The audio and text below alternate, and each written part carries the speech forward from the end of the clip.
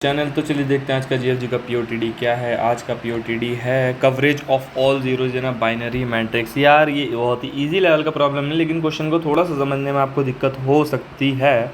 ठीक है, दिक्कत क्या हो सकती है, क्वेश्चन ये कह रहा है कि हमें वो उनका काउंट देना है जिनको उन वंस का काउंट देना है जिनको जीरो कवर कर रहा है। Given a binary matrix contain zeros and ones, we need to find the sum of coverage of all zeros of the matrix where coverage of a particular zero is defined as the total number of ones around a zero in left right up down direction. ठीक है, अब तो एक example भी ऐसा है जिसमें देखो क्वेश्चन क्या है, इसका आंसर क्या है 6।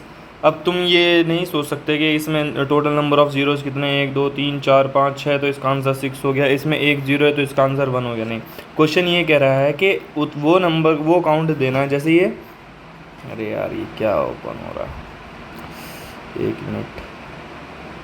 ठीक है, वो काउंट दे रहा है 0 1 0 0 1 1 0 0 0। ठीक है, इस काउंट को रिटर्न कर, लाइक ये 0 है, जैसे ही मुझे 0 मिलता है तो इसके चारों डायरेक्शन में कितने 1 हैं, तो इसकी 1 2 3 4 चारों डायरेक्शन के मिला के टोटल कितने 1 हुए, सिर्फ एक ही 1 हुआ। ठीक है, अब यहाँ पर एक 0 मिलता है, अब इसी तरीके से ट्रैवर्स करेंगे ना मैट्रिक्स में। ठीक है, तो जैसे ही हमारा 0 एनकाउंटर होता है तो हमें क्या करना है, नंबर ऑफ वंस काउंट करने हैं उसके चारों डायरेक्शन में। तो ये 0 मिला, अब इसकी चारों डायरेक्शन कौन कौन सी हैं, एक ये और ये दोनों पॉसिबल है ही नहीं कि ये ऊपर जाकर उनको सर्च कर सके। तो इसकी 2 डायरेक्शन में कितने 1 है, 2, तो +2।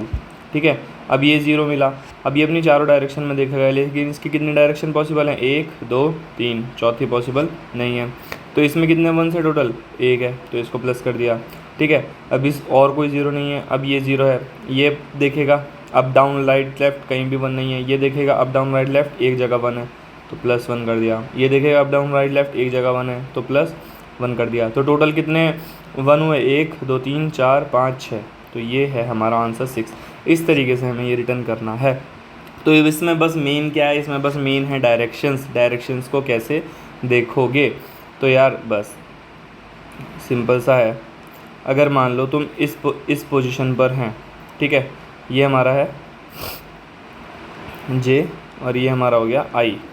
ठीक है, तो ये अब इसकी अप डायरेक्शन क्या होगी, I-1, और J क्या है, कॉलम हमारा सेम है तो I-1, J अप डायरेक्शन हो गई।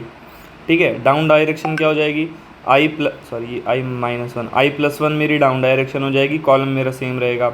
लेफ़्ट रहेगा तो I सेम रहेगा और J-1 हो जाएगा। ठीक है, I, J-1, और राइट रहेगा तो I तो सेम रहेगा और J+1 हो जाएगा, J+1।